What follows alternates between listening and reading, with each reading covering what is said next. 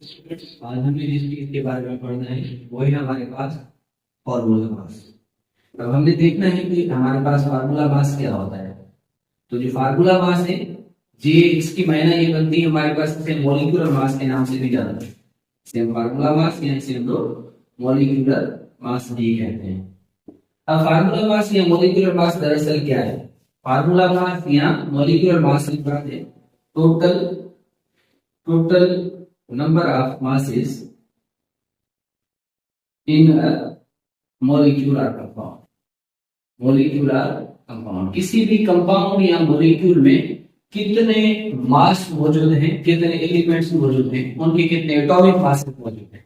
अब जो हमने जिक्र किया एटॉमिक मास का, तो सबसे पहले एटॉमिक मास किसे कहते हैं? एटॉमिक मास से हमारे पास मुराद है नंबर ऑफ प्रोटॉन के, हमारे पास प्रोटॉन कितने मौजूद हैं, और उसके बाद जो दूसरी चीज हमने इसके साथ प्लस करनी है वो है हमारे पास नंबर ऑफ न्यूट्रॉन, कि हमारे पास नंबर ऑफ न्यूट्रॉन कितने मौजूद हैं।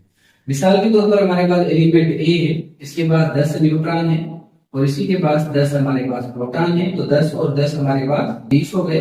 इसका मतलब ए का जो मास निकलेगा हमारे पास वो 20 निकलेगा, एटॉमिक मास हमारा निकलेगा। अब फार्मूला मास कैसे कैलकुलेट करेंगे हम? फार्मूला मास कैलकुलेट करने के लिए हमारे पास डिफरेंट फार्मूला है, जैसे कि मैं आपके सामने NaOH का फार्मूला मास कैलकुलेट करने जा रहा हूं। तो Na जो हमारे पास होता है वो तकरीबन बराबर होता है 23 के। जो 23 वाला जो मास है आपको पीरियोडिक टेबल से मिल जाएगा। पीरियोडिक टेबल में लिखा होगा कि भाई Na कितने के बराबर है।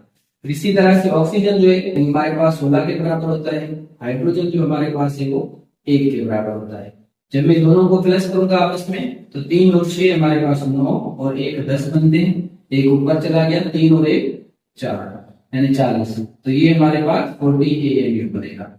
इसी तरह से मैं अगर KCl चेक करता हूं तो हमारे पास जो पोटेशियम होता है यानी K, ये तकरीबन बराबर होता है हमारे पास 39 के, और जो Cl है हमारे पास ये बराबर होता है 35.5 के।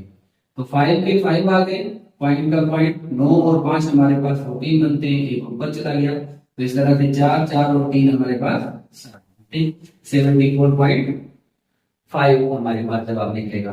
इसी तरह से अगर हम फार्मूला मास मालूम करना चाहते हैं सल्फ्यूरिक एसिड का यानी H2SO4 का, तो हम इसका सल्फ्यूरिक एसिड का किस तरह से मालूम कर सकते हैं? H हमारे पास यहाँ पर 2 के बराबर है, क्योंकि एक 1 के बराबर होता है, जहां पर हाइड्रोजन 2 है, तो जब एक हाइड्रोजन 1 के बराबर है तो 2 2 के बराबर होंगे।